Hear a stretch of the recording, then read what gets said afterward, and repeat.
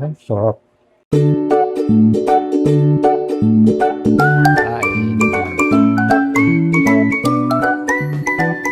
Sarap. Sarap ng feeling. Ano ito? Hello mga kapapa, kumusta kayong? Welcome back ulit sa akin channel. Ayun, so kakagising ko lang. At ngayon lang ako magkakape habang nagluluto ko ng ulam. So anong ulam nyo ngayon tanghalian, di ba? So mahal ang bilihin, ang hirap mag-isip kung anong ulamin. So ngayon magluluto ako ng sinigang na manok, wings yung gagamitin ko. Buto-buto sana yung bibiling ko kanina, kaso panay buto, kaunti yung laman. Luging-lugi na tayo pag panay buto lang yun eh. So kaya magsisigang ako ng pakpak ng manok. So ano pang hinintay nyo? Tara, simulan natin yung pagluluto. Ito yung mga gagamitin natin. Ito yung bawang sa sibuyas. Yan, bumila ako dito ng okra at siling pansigang. Yan, pa nagsisigang ako, gusto ko lang kasi yung gulay niya is okra, labanos, saka kangkong. Kaya ito yung gagamitin ko, 3 gulay lang.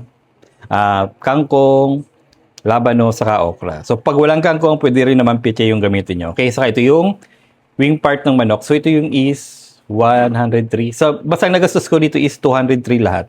Yan, di ba? Kasyang-kasya na yun sa, sa maliit na pamilya. Halimbawa, kung 6 kayo or 7, kasyang-kasya na yan. 1, 2, 3, 4, 5, 6. Ayan. Ayan.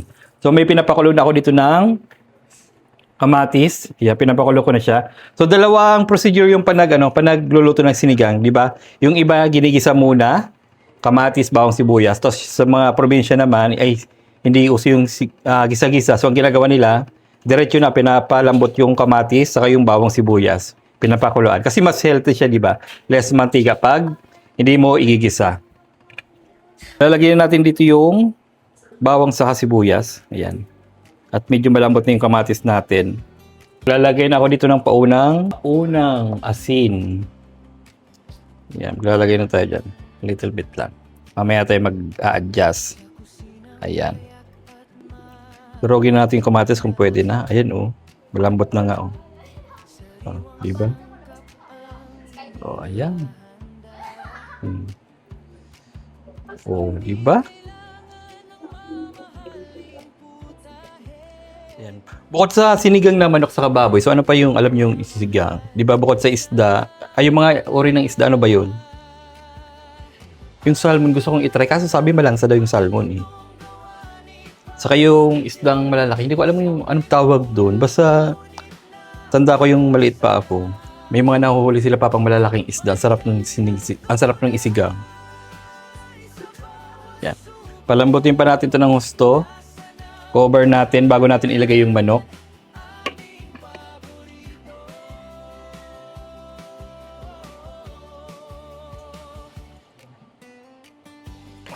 Yung sinigang natin hindi yan kompleto ha. Hindi yan kompleto ng gulay. Mayroon pa dito dapat sitaw, talong. Yun lang ba? So tinanggal ko muna yung sitaw saka yung yung talong. Kasi mas inuuna ko yung favorite ko lang na gulay na nilalawak sa sinigang. Kasi ako lang namin ito kakain sa si Papa eh. So, wala naman akong bisita para kompletihin ko yung gulay, di ba? Ayan, ilagay na natin yung pakpak ng manok. Ilagay na natin. Ayan, malalaki yan. Kung gusto nyo hatiin, hatiin nyo. Depende sa inyo.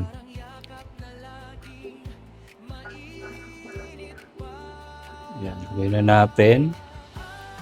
Tapos papakuluan lang natin siya sa mahinang apoy para hindi siya mag-shrink. Yung parang hindi mapurasa yung parang hindi mapurasa yung yung laman ng manok para hindi tumigas. Ayan. Ayan. Pag pinakuluan natin siya sa mahinang apoy, maganda ang lambot ng karne niyan. Hindi puwersa. Kasi pag malakas yung apoy na ginamit natin, mapipuwersa yung laman, medyo titigas. Cover na natin. Yan. Ilalagay ko na pala dito yung sinigang mix habang pinapalambot ko yung manok para mas manuot yung lasa niya. Ayan. Ilagay na natin.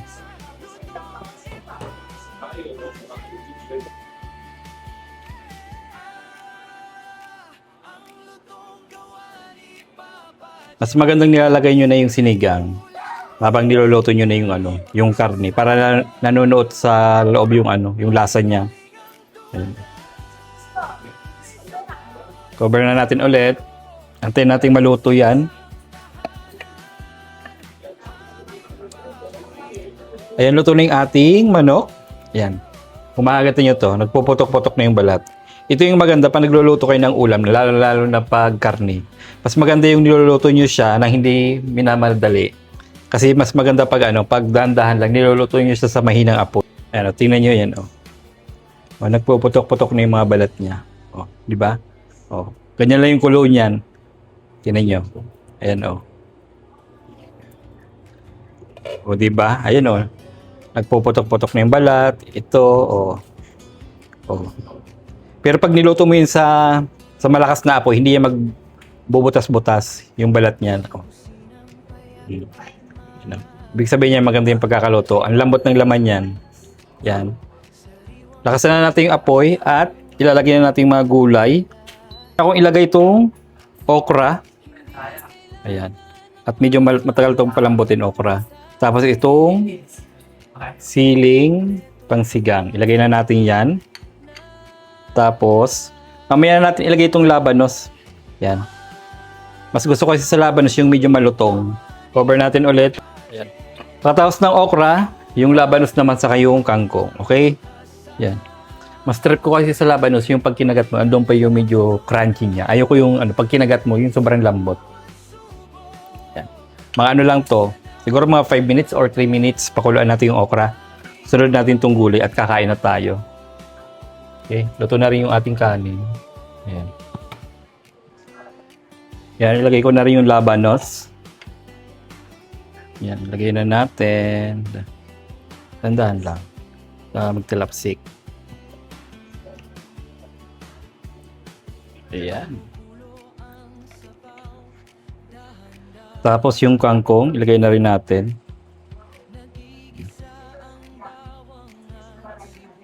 Kakasya yan. Mag-shrink pa yung kangkong na yan. Maglalantutay pa yan.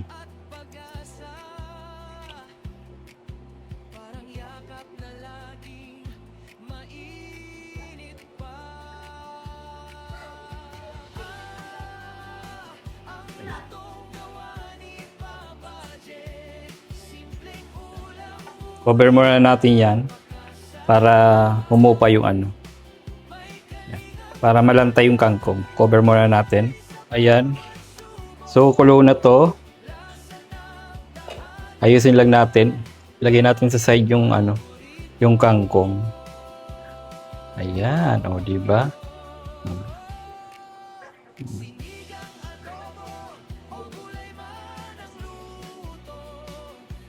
Di ba? Kasyang-kasyan. Hindi umapaw yung sabaw natin.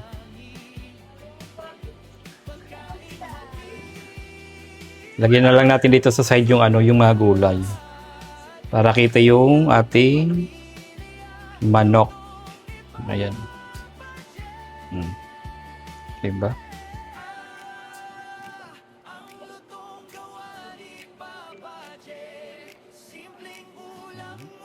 Ayan ang ating sinigang. Ayan, luto na. Ayan, diba? Tikman muna natin kung anong kulang. Yan, tikiman. Ano kayang kulang?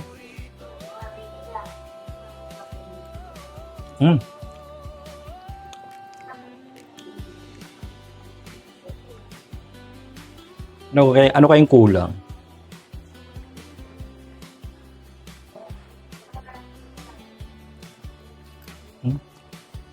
Okay na yung ubusin ko na tong yung sinigang. Ito ba yun? Yeah.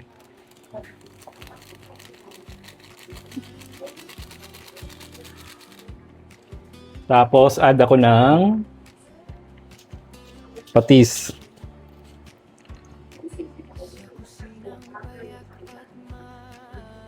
Yan. Yan, okay na yan. Yan, kakain na.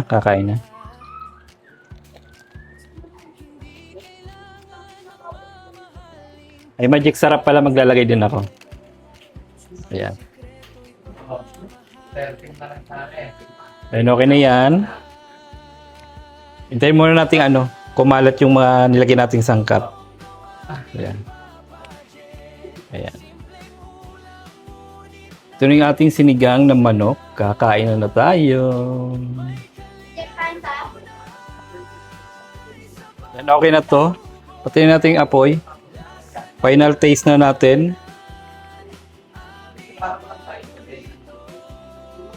Ayan na.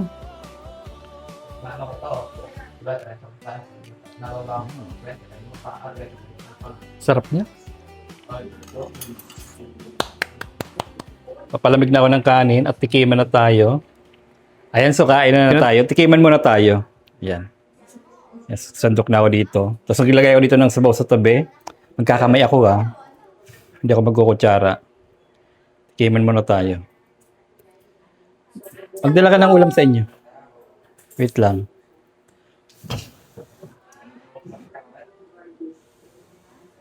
Ayan, tikiman na. Ito na yung ating sinigang.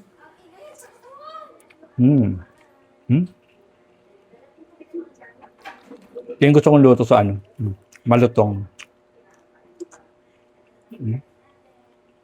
Sige.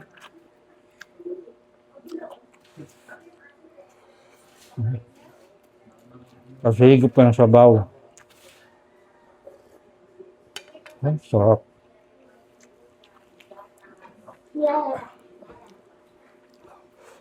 Hindi ako naglagay ng sausawan ng patis.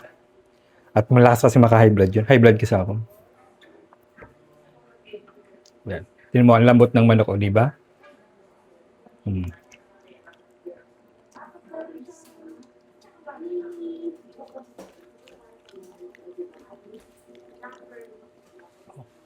Naglasa siya, lasang baboy.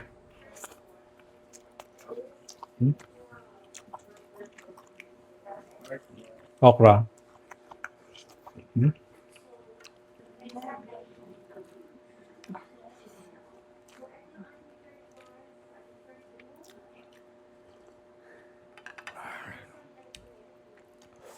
Sarap niya. Sobrang lambot ng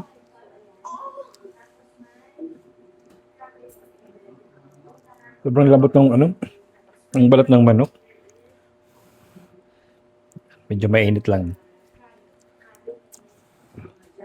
Kain tayo.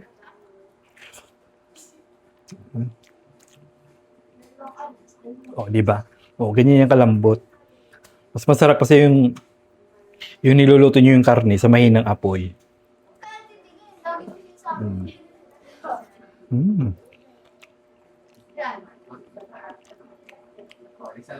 Ang lambot niya.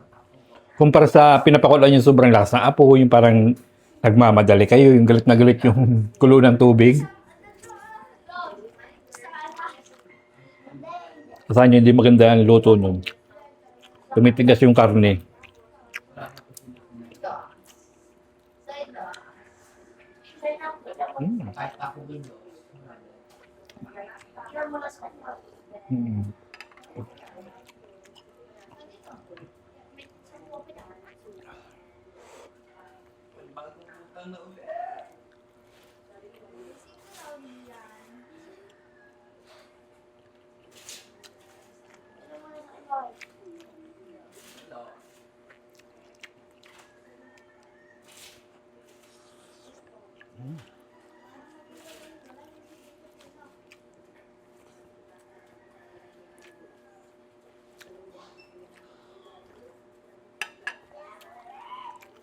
Huh?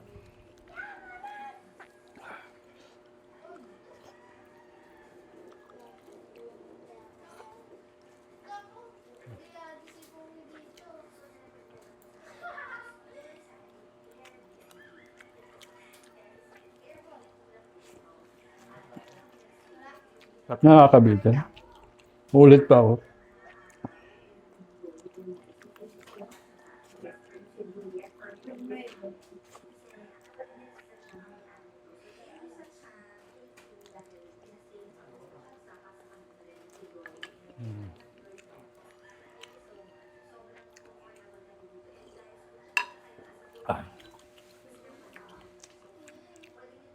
Sarap.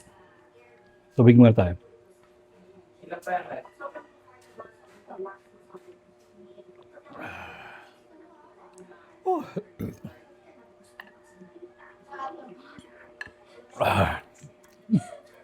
Okay.